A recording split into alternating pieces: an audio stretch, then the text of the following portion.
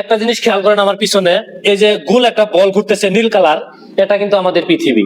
অর্থাৎ সৌরজগতের 3 নম্বর গ্রহ এই পৃথিবীটা। আমরা প্রতিদিন যে পৃথিবীর উপর হাঁটি, দৌড়াই, ঘুমাই, সেই পৃথিবীকে আমরা সত্যি কি চিনি? আমরা জানি পাহাড় আছে, নদী আছে, সাগর আছে, কিন্তু কখনো কি ভেবেছি এই মাটির নিচে কতটা গভীরতা লুকিয়ে আছে? একবার কল্পনা করুন, আপনি দাঁড়িয়ে আছেন পৃথিবীর বুকে, আপনার পায়ের নিচে মাটি, মাটির নিচে পাথর, আর পাথরের নিচে আগুন, আর সেই আগুনের নিচে একটি জ্বলন্ত জগৎ।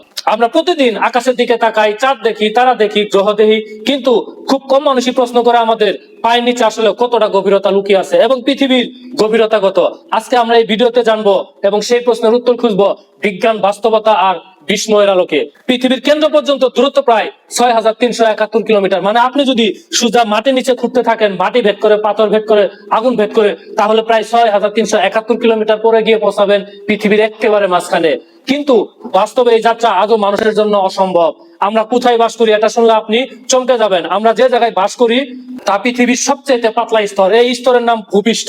এই স্থলে 30 থেকে 70 কিলোমিটার এবং সমুদ্রের নিচে 5 থেকে 10 কিলোমিটার পর্যন্ত ভূপৃষ্ঠ। পৃথিবী যদি একটি আপেল হয়, তাহলে আমরা বাস করি আপেলের খোসা থেকেও পাতলা একটি অংশে। এখানে আছে মানুষ, শহর, সভ্যতা, ইতিহাস, যুদ্ধ, প্রেম, ভালোবাসা এবং পুরা মানব সভ্যতা দাঁড়িয়ে আছে একটি অত্যন্ত নাজুক স্তরের উপর। মানুষ কত দূর পর্যন্ত মাটির নিচে যেতে পেরেছে? অনেকে ভাবে মানুষ তো অনেক গভীর খনন করেছে, কিন্তু বাস্তবতা হলো পৃথিবীর সবচেয়ে গভীর গর্ত করেছিল রাশিয়া, এবং সেই গর্তের নাম ছিল কোলা সুপার ডিপ বারহোল। গভীরতা ছিল 12.26 কিলোমিটার। খনন যাত্রা শুরু করেছিল 1970 সালে এবং সেই সময় লেগেছিল প্রায় 20 বছর। এটা পৃথিবীর মোট গভীরতা কত শতাংশ আপনি যদি পার্সেন্টেজে বাইর করতে যান, তাহলে মাত্র 0.2%। অর্থাৎ আমরা পৃথিবীর ভেতরে ঢুকেছি একটি সূচের খোঁচার পরিমাণও না। মাটির নিচে নামলেই কি হয়? প্রতি কিলোমিটার নিচে নামার সাথে সাথে তাপমাত্রা বাড়ে, চাপ বাড়ে, যন্ত্র দুর্বল হয়, মানুষের অস্তিত্ব অসম্ভব হয়ে পড়ে। কিছু গভীরে গিয়ে দেখা গেছে পাথর নরম হয়ে যাচ্ছে, পানি ফুটে বাষ্প হয়ে যাচ্ছে, ড্রিল মেশিন গুলো আস্তে আস্তে গলে যাচ্ছে, সেখানেই থেমে গেছে মানুষ। পরের স্তর হচ্ছে মেন্টল।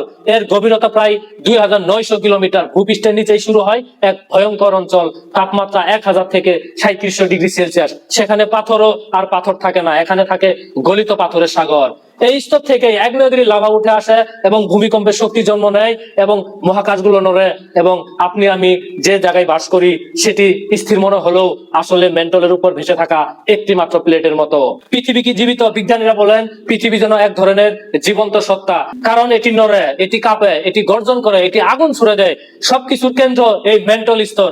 আরো নিচে গেলে বাইরের কোর, অর্থাৎ মেন্টলের নিচেই শুরু হয় এর গভীরতা 2900 থেকে 5100 কিলোমিটার, এবং সেখানে গলিত লোহা ও নিকেল সম্পূর্ণ তরল অবস্থায় আছে। এখানে তৈরি হয় পৃথিবীর চৌম্বক ক্ষেত্র।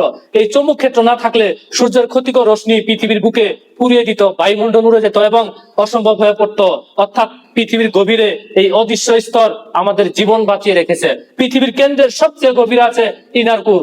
এর গভীরতা 5150 থেকে 6,371 কিলোমিটার এবং এর তাপমাত্রা প্রায় 6,000 ডিগ্রি সেলসিয়াস। এর অবস্থান কঠিন লোহা ও নিকেল। সূর্যের তাপমাত্রার কাছাকাছি হলেও এটি তরল নয়, কারণ এখানে এত পরিমাণ চাপ বেশি যে লোহা পাথরের মতো শক্ত হয়ে যায়। এটাই পৃথিবীর হৃদয়। কিন্তু নিজের পৃথিবীর ভেতরে আমরা আজও অন্ধকারে রয়েছি। আমরা যতই শক্তিশালী ভাবি না কেন নিজেকে, কিন্তু প্রকৃতি বারবার আমাদের মনে করিয়ে দেয় যে আসলে আমরা কতটা ক্ষুদ্র।